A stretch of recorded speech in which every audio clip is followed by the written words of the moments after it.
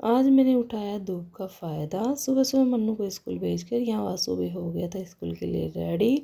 और फिर रूम में जाके देखा तो हस्बैंड जी का और मेरे कंधे में दर्द, तो मैंने उनके कंधे में लगा दी थी ट्यूब।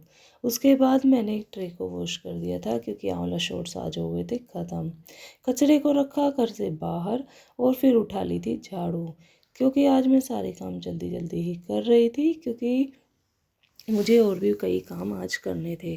क्योंकि आज बहुत अच्छी धूप निकली है तो मैंने सोचा आज क्यों ना उसका फ़ायदा उठा लिया जाए।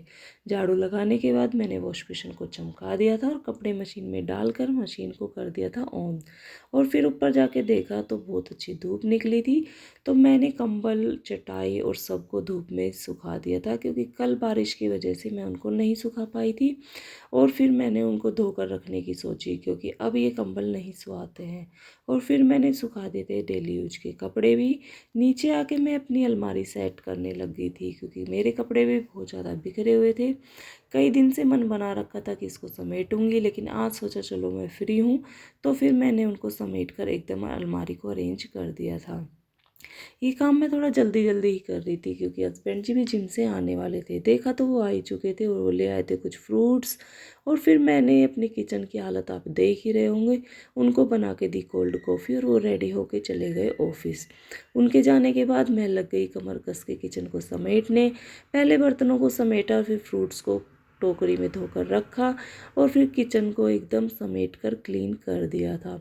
जब किचन सिमट जाती है तब देखो कितनी अच्छी लगती है। फिर मैं गई, ऊपर के कंबल एकदम सूख चुके हैं, तो क्यों ना इनको झड़का के तय करके मैंने वैसे ही अरेंज कर दिया जैसे गर्मियों में उनकी जगह होती है। क्योंकि अब ये ब्लैंकेट नहीं सुहाते हैं, अब गर्मी होने लग गई है शाम को, तो मैंने थोड़े पतले ब्लैंकेट निकाल लिए और मोटो को अच्छे से बेड में कवर करके और उनका ढक्कन लगा के जैसा बेड था पहले उसको वैसे ही अरेंज कर दिया था।